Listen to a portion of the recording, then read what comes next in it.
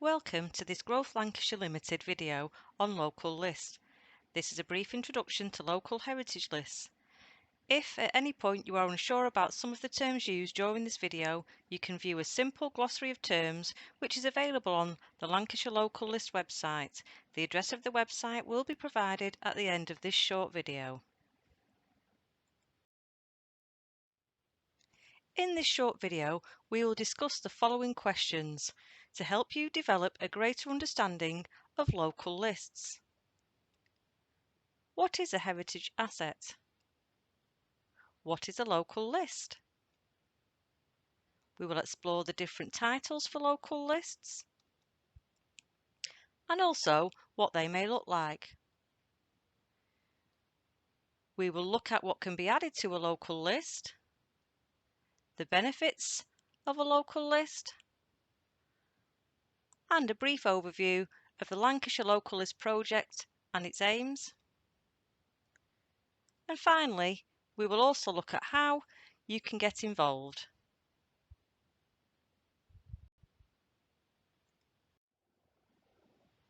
What is a heritage asset? The National Planning Policy Guidance defines a heritage asset as a building, monument, site, place, area or landscape identified as having an amount of significance that merits consideration in planning decisions because of its heritage interest. Heritage assets are classified as being either designated heritage assets or non-designated heritage assets.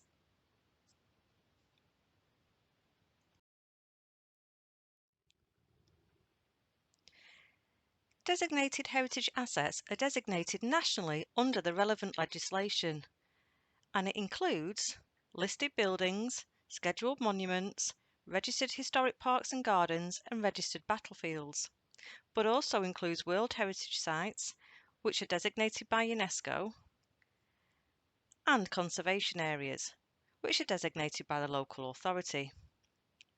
Designated heritage assets, with the exception of conservation areas and World Heritage Sites, are listed in the National Heritage List for England, the official and up-to-date database of all nationally protected historic buildings and sites in England. Designated heritage assets receive a greater degree of protection within the planning system than non-designated heritage assets. As such, works to some assets, such as listed buildings and scheduled monuments, are subject to additional consent regimes which control changes that adversely affect their character or significance.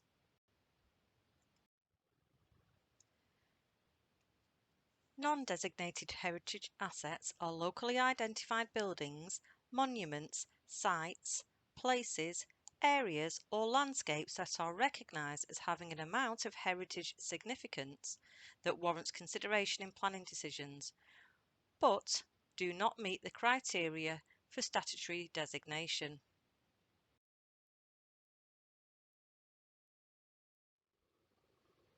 What is a local list? The quality of our built environment is much more than listed buildings and conservation areas. It is the larger number of unlisted historic and architecturally accomplished heritage assets that reinforces local distinctiveness and sense of place.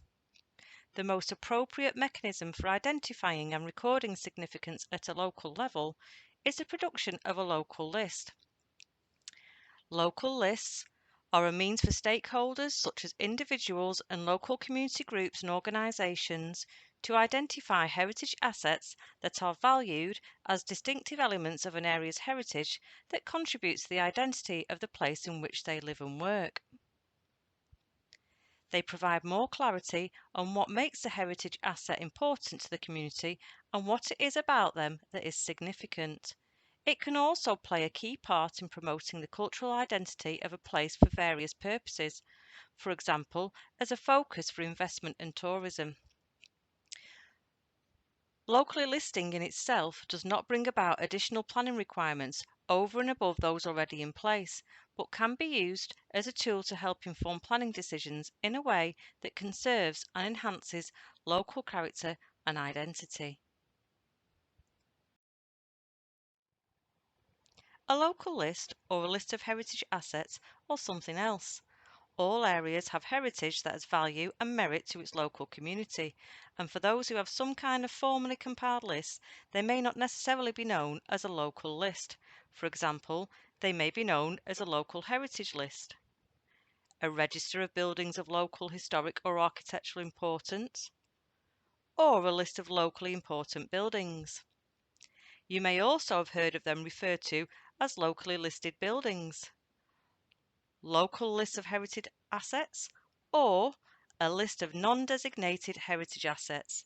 They are all largely terms referring to the same thing.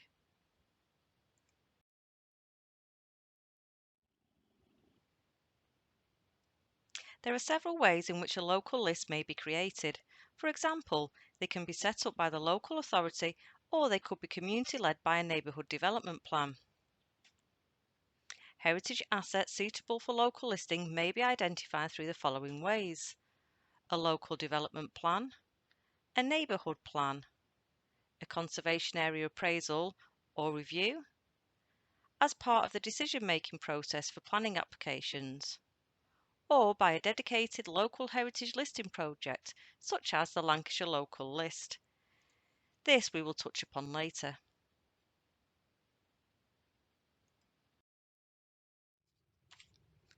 What does a local list look like? As local lists are developed locally, the means of presentation will not only differ throughout the country, but also may differ dependent on the local authority, neighbourhood group, or the local historic society who have compiled them. For example, the local list may be downloaded as a document via your local authority website, or it might be shown as an interactive map. Heritage assets that have been nominated for inclusion on an existing local list will usually be assessed against a set of selection criteria to decide if they are of sufficient local interest to be added to the list.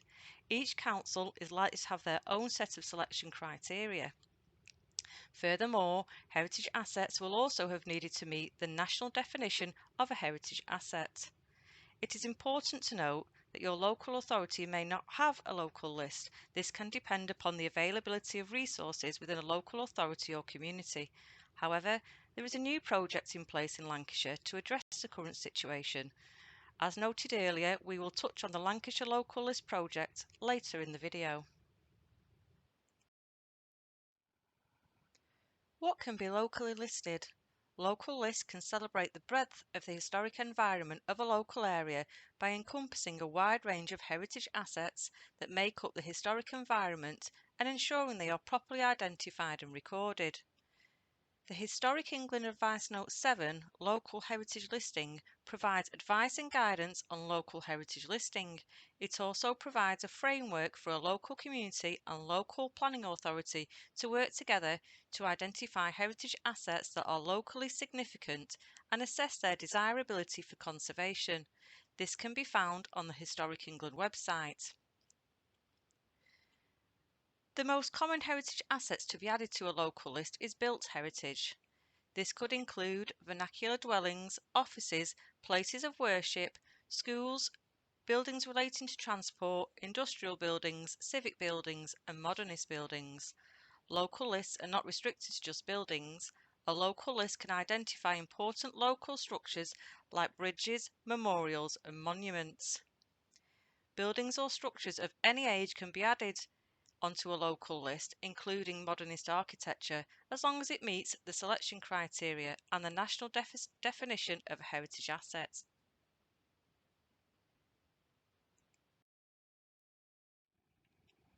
However, local list candidates are not solely confined to buildings and structures, but they can also include sculptures, street furniture,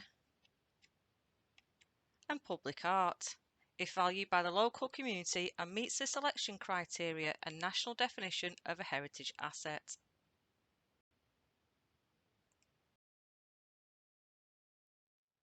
There are other things that may be added to a local list.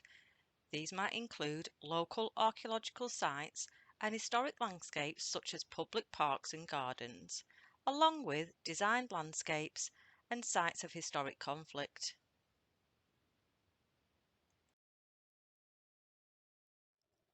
And the list doesn't stop there.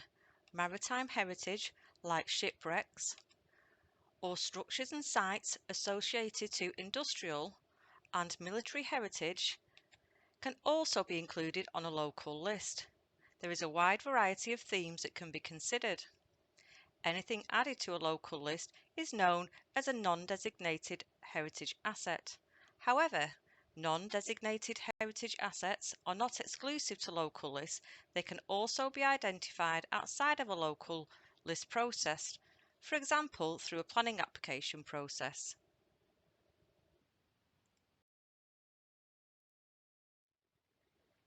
What are the benefits of a local heritage list? Some of the benefits of developing a local list include raising awareness of an area's local heritage assets and their importance to local distinctiveness, which can provide a lasting sense of place to the local community. They can be community-led to allow local people to highlight what they feel is valuable to their area. Strong collaborative partnerships with a variety of stakeholders by including a diverse and wide range of invested local participants. Local lists are more likely to be reflective of the historic distinctiveness of a local community, making local lists more relevant, representative, supported, and successful. To better inform people, including owners, local groups, developers, council officers, and local members and others wishing to understand local context fully about buildings within the local area that are desirable to retain and protect. To help protect the character of those buildings, structures, sites, and landscapes by creating a local list, it can promote the conservation of local heritage. To help the council in its decision making when discussing proposals and determining planning applications for heritage assets that do not meet the test for national listing. Local listing is a process designed to take into account the historic and architectural interest of a diverse range of buildings and structures that are of local importance and is a way of recognising the value of local buildings during the planning process. To record the nature and extent of the local historic environment more accurately. These are just a few of many.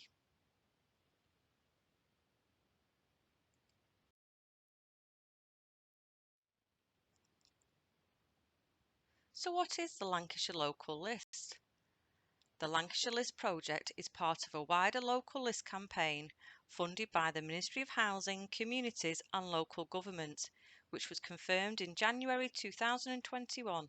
The wider project covers 22 county areas across England and is also supported by Historic England. Lancashire is a county that is geographically diverse and is rich in heritage. Across the county there are more than 5,500 designated listed buildings. However, the current provision of local lists across the Lancashire authorities is mixed, with some having up-to-date published lists or partial lists, whereas other authorities do not have a list in place at all.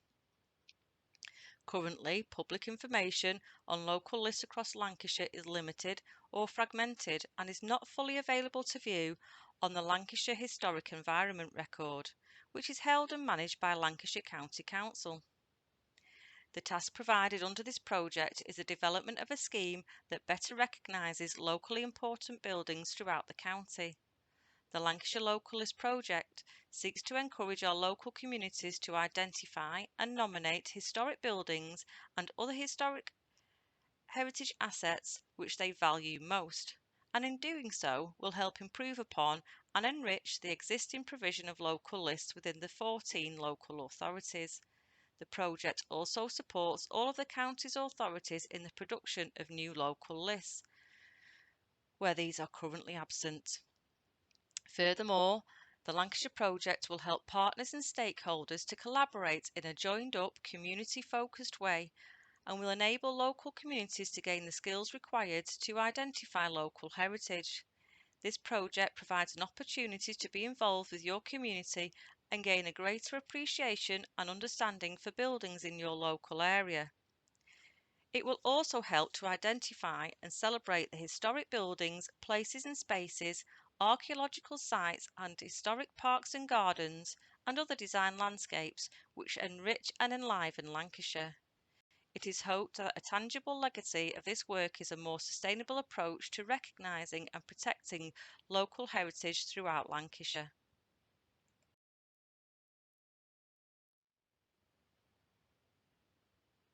How can you get involved with the Lancashire Local List project? Part of the Lancashire Local List project is the development of a new digital web-based platform, which is user-friendly and accessible and shaped to encourage engagement with the public. The bespoke platform has been developed to compile all the existing local lists already in place throughout the different local authorities. It also directly links to the existing Lancashire Historic Environment Record, which means that any records or information produced by the project can be captured by the HER. Members of the public, community groups and organisations can register on the website and view existing information regarding local heritage. Once registered on the website, not only can you view the digital map and search for heritage assets already on the Lancashire Local List, but you will also be able to contribute to it by adding new sites and buildings or by enriching the existing list with new information and photographs. In addition, there is a variety of information, guidance, resources and training available through the website. Please take a look at all our extra information and videos and get involved with this project. Please visit and explore the website at local-heritage-list.org.uk/Lancashire.